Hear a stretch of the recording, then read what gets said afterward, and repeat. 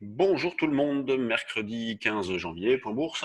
C'est le grand jour pour la signature officielle de l'accord commercial de phase 1 entre les États-Unis et la Chine. Alors, il me semble qu'il est attendu en fin de journée, on parlait de 17h30, donc on surveille ça de près, un accord donc qui se veut bidon, hein, franchement. Les États-Unis, bon, mais maintiendraient leurs droits de douane sur les produits d'importation chinois jusqu'à l'élection présidentielle américaine. Mais les deux camps peuvent revenir sur cet accord-là à tout moment si l'autre ne respecte pas son engagement. Donc franchement, tout ça pour ça. Donc on verra ce que ça provoque sur les marchés. Et en tout cas, bon, sur les US, ça a été plutôt calme en clôture. En Europe, ça a été calme en clôture aussi, même si pendant la séance, les marchés ont été pas mal animés. Vous voyez, vous avez eu donc, la forte baisse. Hein, pendant le plan bourse d'hier, je vous disais que j'étais placé à l'achat sur 70 à 73 précisément. Eh bien, je l'ai raté. Vous voyez, donc je suis totalement transparent avec vous. Hein, ça fait partie du job, ça fait partie du trading. Ce sont des choix. Parfois, ils sont bons. Parfois, on a un petit peu de réussite, un peu de chance. Et parfois, non. Donc, j'étais placé un petit peu plus bas. Il a fallu payer 75,80. Après, c'est allé vite. Tant pis. Tant pis pour moi. En tout cas, bon, je sais que certains dans notre salle des marchés ont pu acheter des calls, hein, donc, parce que c'était la consigne qu'on donnait. Donc, sur un retracement significatif d'acheter des calls. Donc, certains l'ont fait. C'est parfait. Toujours dans l'idée de travailler en poudre synthétique. Et ce qui résume bien les marchés en ce moment, et c'est ce que j'ai tweeté d'ailleurs, c'est qu'on constate une absence de conviction, une absence de densité autour du prix, et donc on a des mouvements dans le vide pour rien. Vous voyez, et c'est ce qu'on a eu hier, c'est dans le vide, il n'y a rien de spécial. Le marché, donc, après l'ouverture, avec un petit peu d'arbitrage, de gestion de delta, tout de suite, que ça part à la baisse, avec des algos. Il remonte dans le vide aussi sec, et puis derrière, vous voyez, plus grand chose, si ce n'est que on a pu exploiter ce petit retracement-là, donc sur 10-15 pour acheter. Je l'ai mis sur le trade du jour dynamique. On pouvait tenter un achat dans cette zone pour viser 35, voire 45. Bon, le 35 a été fait assez rapidement. Le 45, il a fallu attendre le milieu d'après-midi, mais on a pu réaliser un écart. Derrière, on s'était mis sur 6010. Bon, le marché n'est pas retourné. Ce matin, sur les synthétiques, la journée commence super bien, puisqu'on a eu la possibilité de vendre sur 50-55. Ça, pour le coup, je l'ai pas raté. Et on a pu racheter sur 25. Vous voyez, donc il y a des écarts de 30 points euh, assez régulier. Donc il faut en profiter. C'est vraiment une période propice à la réalisation d'écarts. Vous voyez, autant des fois, bon, soit il n'y a pas de vol, soit il y a des mouvements qui se font en ligne droite. C'est assez frustrant. Là, on a vraiment des mouvements intéressants à réaliser. Les pressions techniques pourraient augmenter également à l'approche de l'échéance, donc qui sera vendredi. Donc c'est pas une échéance très importante, hein, c'est pas une trimestrielle, c'est une mensuelle.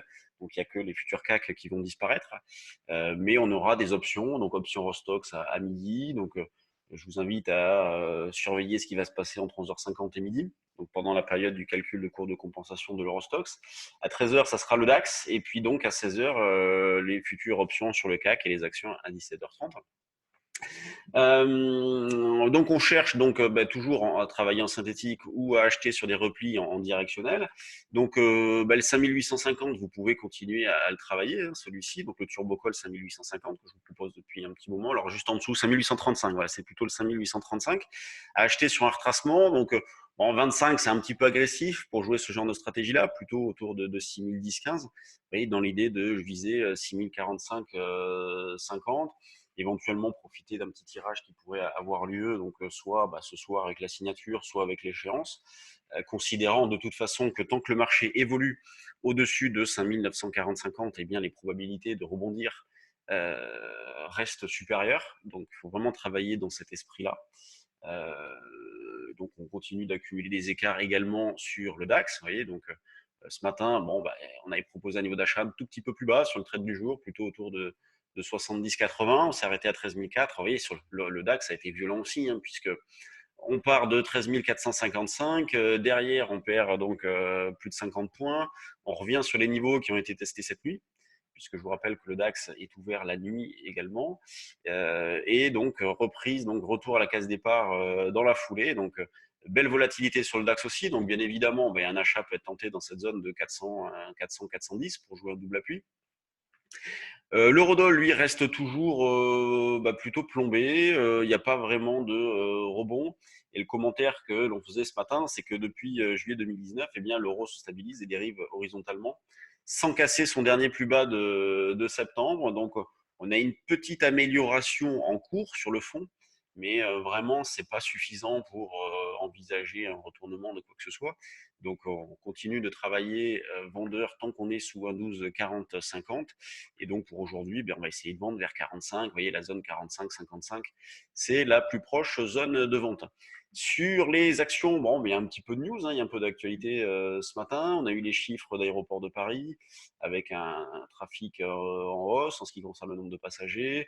On a donc Capgemini qui a relevé son offre sur Altran de 50 centimes, hein, puisque précédemment l'offre était de 14 euros, maintenant elle passe à 14,50. Donc ça reste un petit peu loin de ce que demandait le fonds activiste Elliott, qui en attendait 17. Ensuite, on a des news autour de Genomic Vision, Gelevance, Sanofi, les chiffres de Thermador qui sont bons. Donc regardons ce que ça donne dans un premier temps sur les valeurs du CAC. Donc la plus forte hausse, c'est Safran qui prend 0,9. La plus forte baisse, c'est AXA qui perd 1,5. Donc on voit que les financières sont pas terribles. 1,5 de baisse pour AXA. Soggen, moins 0,8. Bon, c'est pas méchant, mais c'est pas terrible. D'ailleurs, AXA, vous voyez, on est en situation de contre-signal, de double appui quasiment au-dessus des 24, donc zone de rebond possible, même si c'est vrai que le graphique n'est pas très engageant. Les grosses pondérations, en ordre dispersé, avec Total qui sous-performe un peu. On est en pullback moyenne mobile. Donc BNP, Airbus, LVMH et Sanofi. Donc c'est assez régulier. Vous voyez, énormément de valeurs entre plus 0,5 et moins 0,5. Vous avez les deux tiers du CAC qui sont déjà entre ces bornes-là. Le CAC, lui, qui est proche de l'équilibre, hein, 0,06 de baisse. 245 millions, c'est le volume. À 9h40, c'est pas beaucoup. Donc toujours ce que je vous dis, hein, une absence de conviction, donc les volumes ils augmentent pas. Par contre, on a un petit peu plus de conviction sur les mid et small. Alors tout à l'heure, je vous parlais de Genomic Vision il y avait une petite news autour. Elle a explosé déjà en début de semaine et elle poursuit ce matin avec une hausse de 24%. Sur les mid et small, il y a vraiment de l'intérêt, il y a vraiment des dossiers sympas. Ça y va. Alors après, il ne faut pas avoir peur, hein. Vous voyez, vous avez des valeurs comme Avenir Télécom, ça vaut 0,01. Et on se dit que c'est plus proche de zéro qu'autre chose. Donc, mais vous voyez, graphiquement, c'est pas mal. Ça y va. Amoeba aussi. Alors, je ne l'ai pas proposé, pourtant on l'avait détecté, mais je me disais, oh là là, ça vaut 0,4, 0,5. C'est quand même. Il faut être courageux. Hein. Après, donc Trigano, Lumibird, Poxel, Lectra, Elior, Sartorius, Maison du Monde, Nicox, Xilam. Vous voyez, donc on retrouve souvent les mêmes dossiers et de temps en temps, il y en a qui vont bien, comme Prologue, hein, qui graphiquement est plutôt joli. Hier, pendant le stage action, on l'a regardé. Hier après-midi, on a fait un petit stage action. Vous voyez, Prologue, ça reste joli, hein, graphiquement. Il y a du potentiel.